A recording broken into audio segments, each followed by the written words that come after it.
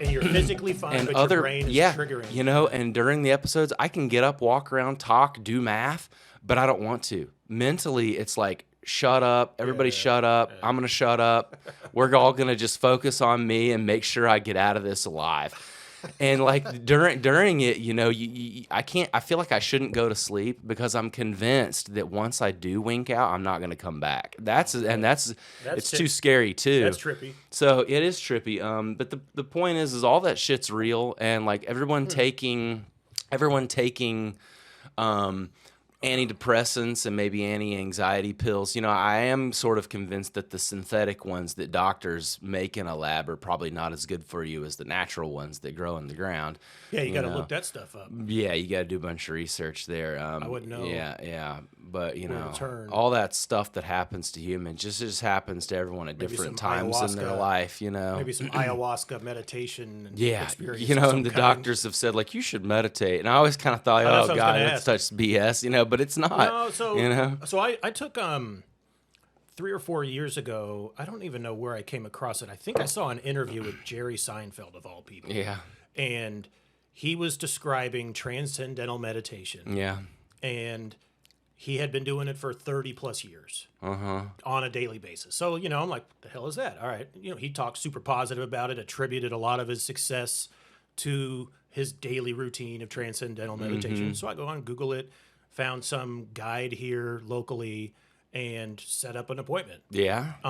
You know, and in order to learn about, you know, that specific mode of meditation, transcendental meditation, you need a few types of courses, someone who to walk you through it. And dude, I don't do it as regularly as I want to, but right after I had this guide and I went through the classes and whatever, I forget exactly, you know, it was like 4 or 5 sessions. You meet in person a few times, you do some stuff online. They guide you your first several times.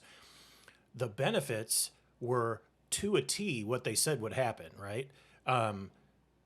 You know, sleeping better, like just functioning throughout the day in a much more relaxed state. Right. I felt physically looser, like I didn't have the tension or the sore muscles or the sore back or any of that stuff. And all of that started happening instantly as I started practicing, you know, transcendental meditation on a daily basis. It's 2 20-minute sessions a day. And you don't have to do any this episode brought to you by Transcendental Meditation. I feel like a commercial here. Yeah. Well, but no, you don't have to. It's not like you have to go and do some sort of specific breathing. It's really just more focusing on a mantra for 20 minutes. Sure. And dude, if it hadn't have been for Jerry Seinfeld, I never would have tried it. And I still, every time I'm like kind of reassessing, all right, what do I need to do differently? You know, get up earlier, work out every day, eat a salad. In there, I'm always like, get back to transcendental meditation. You know, just do that twice a day because it's for real. And like, you know, my family noticed it. They would ask like, hey, something's different about you lately. And that's when I was doing transcendental meditation. Okay. So maybe, I mean, check it out, dude. I will. And, you know, if it's something that's, I need to learn the steps and everything, you know. You got to hire a guide. It costs a little bit of money. I think it's super worth it.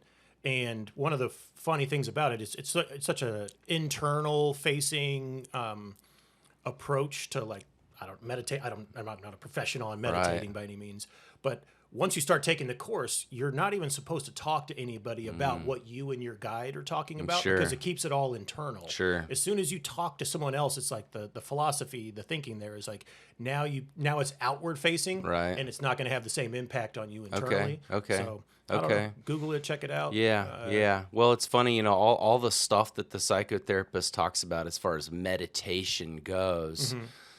You know, when you finally learn like what is meditation, it seemed to me it was nothing different. It was nothing I didn't know already, but it's just actually physically making yourself do it, and then put it in the right steps or in the right order of operations, and do each step for as long as you need to do it for. I would.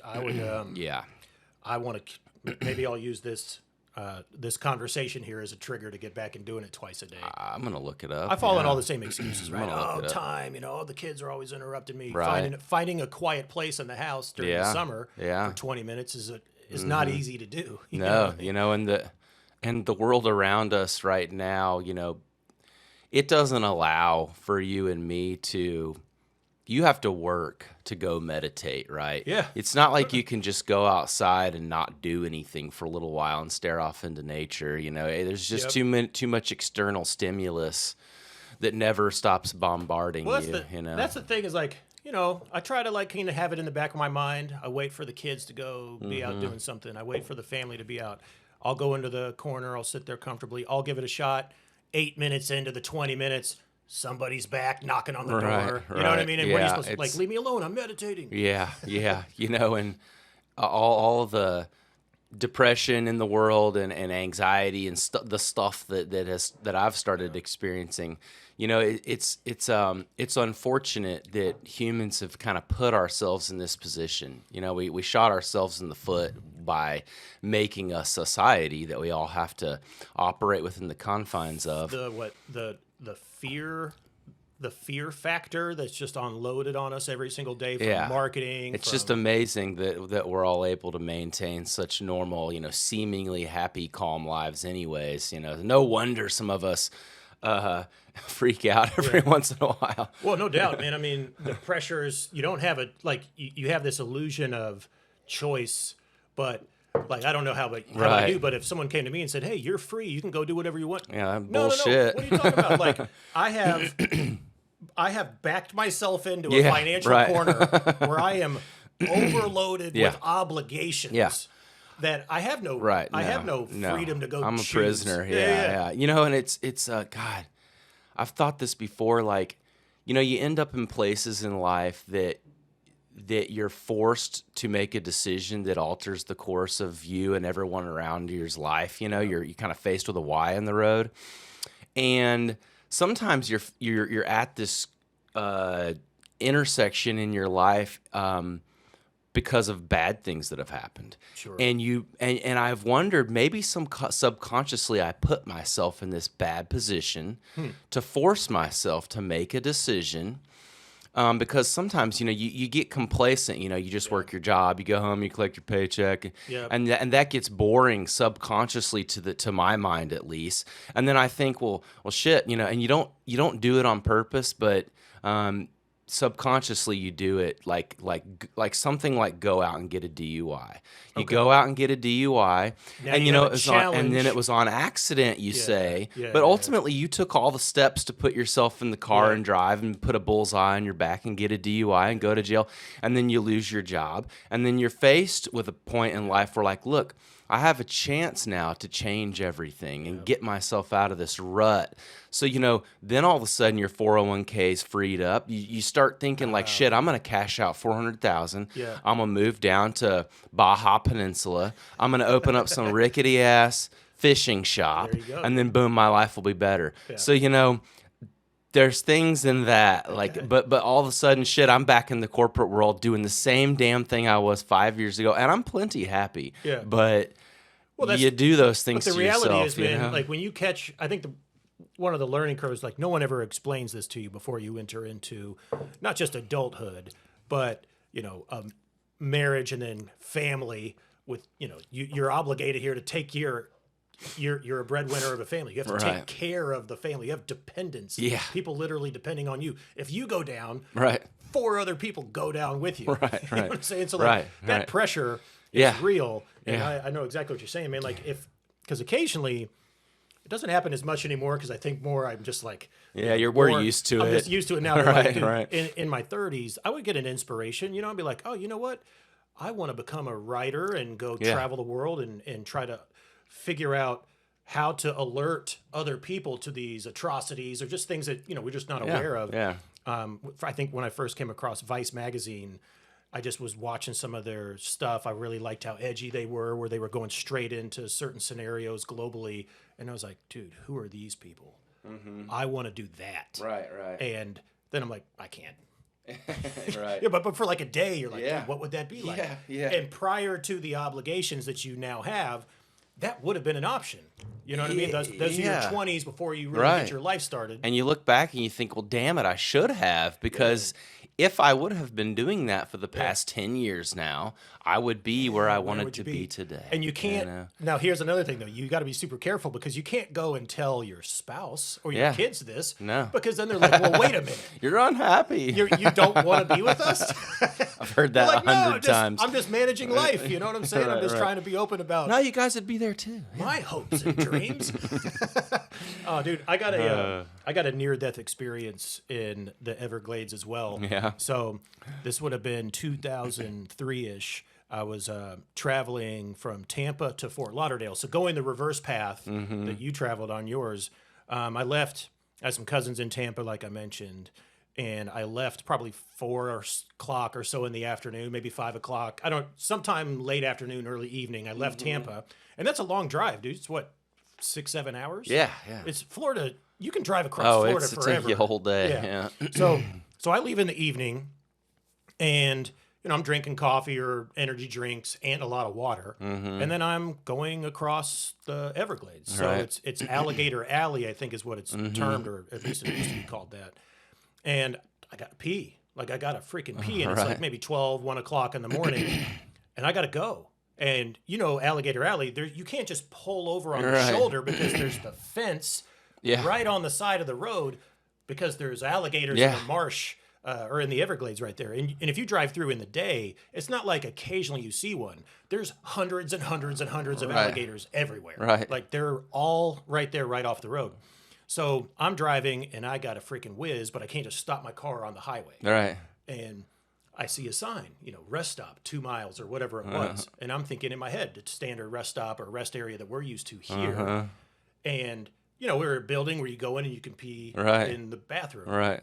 So I pull over, and I got up to the rest stop, and I pull over, and there's no building. It's just an open parking lot. And so I am driving as fast as I can, and I pull up towards the back of it, and I jump out of my car, and I run over to the curb, and I just start to pee, but I'm like in a rush. I'm like unzipping my pants as I'm running to the curb, and I'm just like, oh, so Right. it's like 1 a.m, dude, Right. moonlight. I'm the only one around. And as I did that, I scared the crap out of a massive alligator that was right there in the grass. Oh my God. It's, dude, bigger than that couch right Yeah, there. yeah. I'm not even kidding, because there was enough light from the moon Yeah. and the stars to where as I was running over there, I saw it out of the corner of my eye, like jump.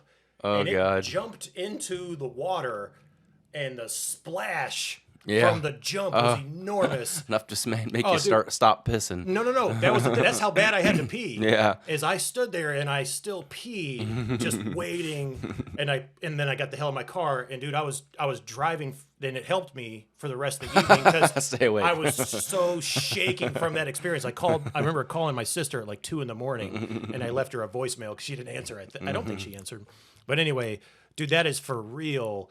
That was like, if I had, let's say the gator had reacted differently and just Yeah. like attacked me when I scared it, I would have never been heard from again. I'd have been dragged into the water, and my car would Yeah. have, with the open door, would have Yeah. just been in the, and Oh, they'd have God. been like, yep, gator got him. Florida. You love to love it, but I've spent a whole bunch of time in Florida in the backcountry, and as I've gotten older, it's bizarre. When I was younger, we would go out and just frolic in it and spearfish, and I didn't seem to have a healthy fear of what was around me. The gators? Sharks, gators. Oh, sharks. So you're sort of in yeah, the ocean. in the ocean, right? But yeah, you start to realize that one false move, and I ain't going back home. You don't. Um, Yeah, the locals in Florida just.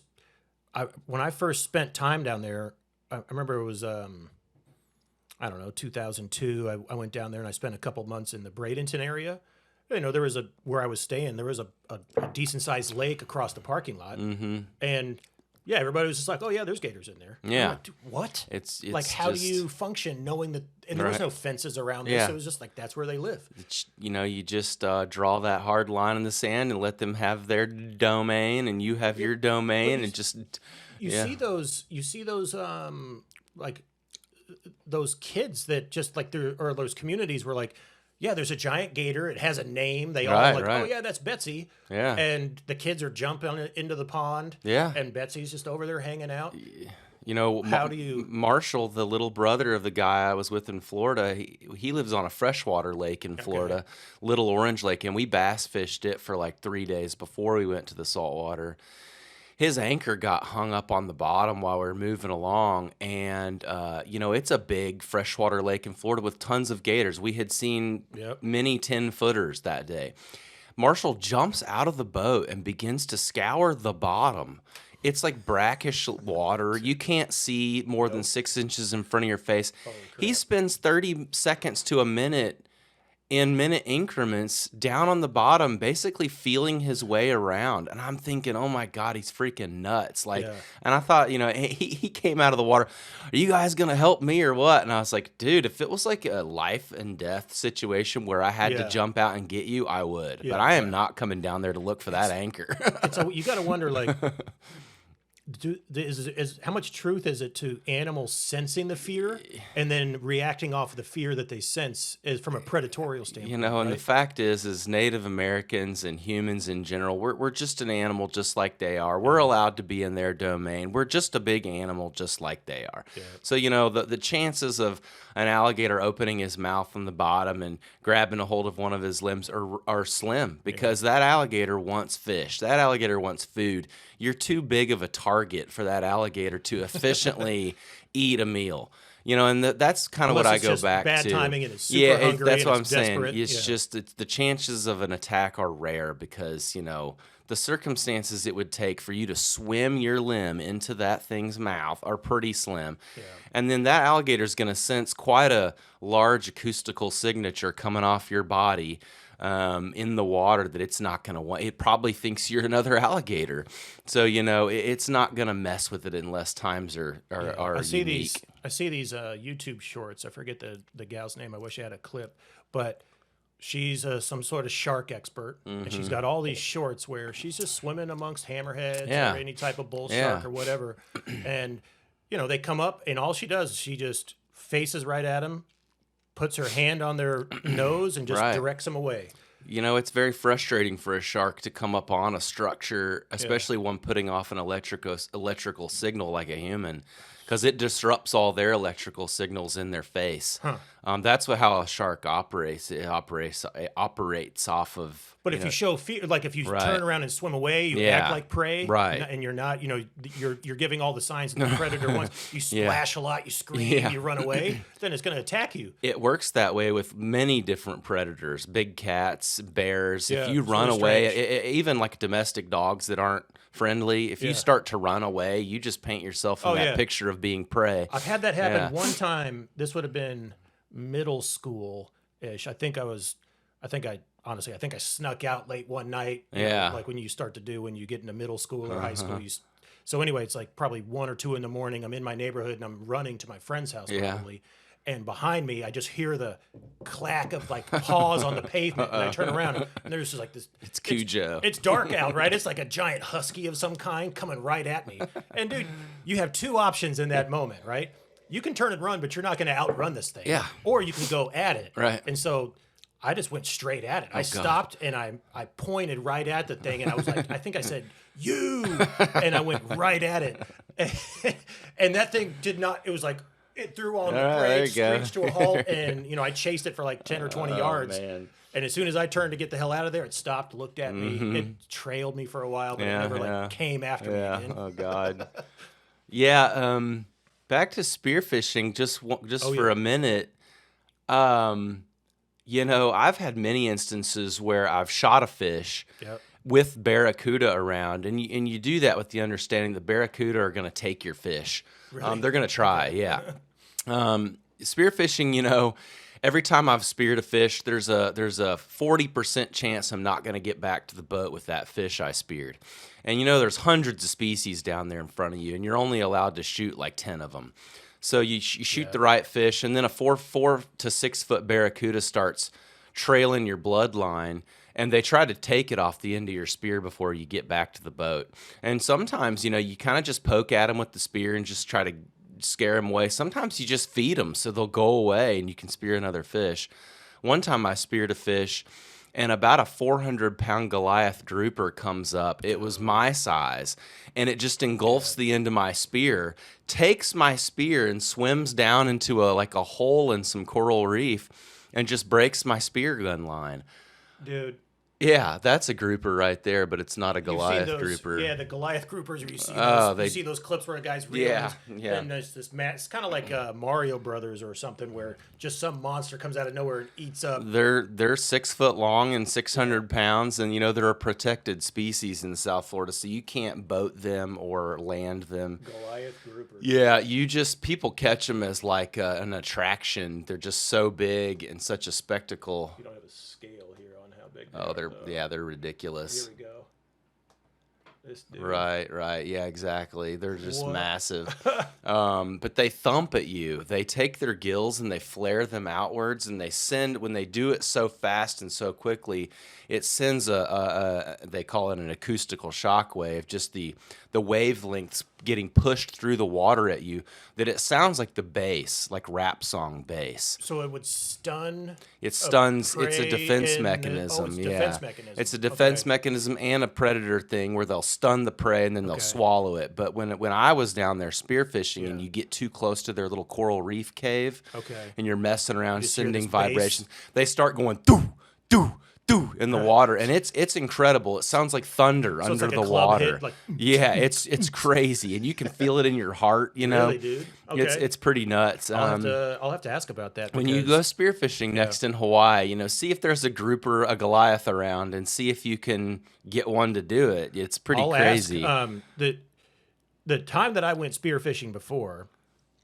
was off the north shore of Oahu, and we're just it's mainly locals, right? So I was staying with my buddy. This is actually 2002, January 2002. I only remember because September 11th was a few months prior. Right. And tickets to Hawaii were super cheap, right? Because nobody was flying. Right. And so a couple $100 got you round trip to Hawaii. And my friend, who I'd known since grade school, just moved to Oahu. So I mean, he had been there literally like a week. I'm like, bro, I'm coming. Right. Yeah, now's the time. Yeah, now's the time. I live in. I'm the only one brave enough I'm in to college. fly. Yeah, I'm in college. I can scrounge up a couple $100. Right. I think I used to have a ball python named Sargon.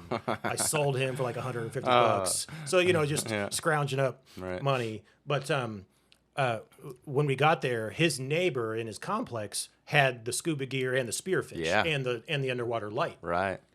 No instructions, no knowledge of what you should and shouldn't shoot. And we just went out there one night, and my flashlight died while I'm 300-400 yards offshore, and it's pitch black out. And I remember coming up after my flashlight died, panicking for a moment because I couldn't. You're on the North Shore. There's no like city lights to direct you.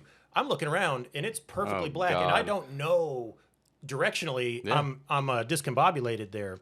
The only thing that I saw, which gave me the direction to go, was my friend, because we only had one set of gear. My friend that was on shore was talking to some locals, and one of those dudes was taking a drag off a cigarette, and I could see the glow, and I could tell like that's got to be someone smoking a cigarette. So I swam that direction, thankfully, right? Yeah. And me being an idiot, I had just speared an octopus, and you shouldn't do that. And two, if you do, like there's ways to take care of it after you spear it. And I just come up there, I toss the spear with the octopus on the sand. Yeah. The locals are like, "You idiot!" Yeah. You know what I mean? Like I just ruined it because now it's covered in sand and all this stuff. Yeah, and I felt just being a novice. Yeah. But dude, very. Probably one of the most thrilling experiences that I've ever done. Yeah. And I can't wait to do it again for sure. Yeah. The last time I went spearfishing, we were down there, and I had a piece of shit spear gun that we borrowed. We had one nice one, one crappy one. Me and my buddy are both down there. We're like 12 foot down, and I can't get my spear gun to fire. I had it all cocked. I couldn't get it to fire. So what kind of spear gun were you using? There's two kinds of spear guns. There's like the long, modern ones that are like 6 foot long. Like it's an actual They're triggered made gun? of they're made of like fiberglass or like real dense jungle woods layered together. And the spear is it attached to the gun of any kind, or Right. is it's a free projectile? Right. So it's a It's attached to the gun with Okay. like heavy duty string, Okay. like on a spool that's down below the gun, and then up top the maybe 3 foot long spear kind of slides into a groove on top of the spear gun, Okay. and then you have 2 really heavy duty rubber bands, basically with like a metal clip Yeah, at the okay. apex of the rubber bands, and you put the butt of the You gun. had a gun like this? Yeah, you put the Right. butt of the gun into your chest, and you use, all your might to pull back the rubber bands and cock it. Okay. Yeah. So The other kind is where you just hold that's the kind the that I did. spear Yeah. against the gun. The rubber band like goes on your Yeah. thumb and you just hold the spear. It's at the tip mounted to the tip of the gun, and then when you pull back the spear with the rubber band, it and puts shoot tension it on the just rubber with your band. hand. Yeah, Right. that's the type It's that I just did. a rubber band and a spear. That's all. That's what. And we then did. you hold the spear, and then when you're ready to shoot, you just let it go. Yeah. And you got to be in much more close proximity. I 6 did, yards, maybe? Yeah, I did that the last time I was in Belize. They didn't have high-tech spear guns. They just had spears Which with do you rubber prefer? bands. It's like the difference between bow hunting and rifle hunting. A rifle's a lot better at it, From far away. Yeah, you can shoot a spear. You can shoot a spear, I don't know, 25, 30 yards with a real spear gun. But my buddy, I think what I've been looking at here on the Big Island for when we go on that trip, I think they look like they're using the trigger guns. that you're Yeah, talking about. yeah. But we were 10 feet under. My gun wouldn't fire. I go, we're just communicating in underwater sign language. Oh, my gun won't fire. And I hand it to my buddy, and he's right next to me. He gets it like this, and all of a sudden it fires, and the spear goes right past my belly, like 2 inches across my belly, and we both look at each other and go like we just let air bubbles go. And we were both super drunk on vodka, and we come up, we're like, oh my God, that could have been fucking bad, man. You almost shot me in the torso. That'd be bad. And this gun, we just beached the gun, and we didn't even spearfish the rest of the day. That was too Holy close of a shit. call. Yeah. But we did it in Belize, and we met some locals that ran a little guided trip, and the wife and our other mutual girlfriend, she's super talkative. She met these Belizean guys, and they took us spearfishing in like an illegal spearfishing zone on the reef where we're not really allowed to be, but the best type of locals, spearfishing, I'm the sure. locals are allowed to be. Yeah. And we the guide told me like if the Coast Guard pulls up on us, leave your spear gun, hide it on the bottom, and then just come up and act like we're snorkeling, which we were, but we were spearfishing. you got We were snorkel gear. tickle sticking lobster into sacks. You just get a stick and you just get it's a net with a sack on it, and you just get in front of the lobster and put the net behind the lobster and just wave it in their face, and they swim backwards into the net. Right into the net. We were spearing fish, and the Coast Guard did come up on us. Really? So when the Coast Guard comes up, the guide said he would fire up his motor and then kill it. So I heard his outboard go, brrr, and then I heard it die. So I left my spear gun on the bottom under the coral, and we come up, and he questioned him in Spanish for a while. Yeah. They left. We didn't get busted or nothing. Been in And a we Belizean jail for a few weeks. he would have gotten the ticket. I don't Been know. on front page news. I don't freaking know. Nolan. Yeah. But we get back to the dock and have like ceviche with wild caught things that just came out of the water 10 minutes ago. Delicious, yeah. And then we proceeded to drink like 8 shots of rum, and I wandered off into downtown San Pedro Island and got a tattoo of a tarpon fish on my right side that's took me 4 hours, and I was totally drunk as hell, and Yeah. it was that's a good story, Right on, That's just dude. all Good there for is you, to it, I just Spear got a fishing. Belizean tattoo. Yeah, dude. Way too drunk to that's do awesome. so. I'm trying to think of I definitely want to get a tat in Hawaii when we're there. Just because Yeah, then you get to those tell are your good Hawaiian times, stories. Those are good. That's the only time I will and have gotten a tattoo is when I'm off in crazy lands Really? doing special things. That way I can come back and be like, yeah, this Yeah, happened. you'd be like, oh yeah, crap, that was awesome.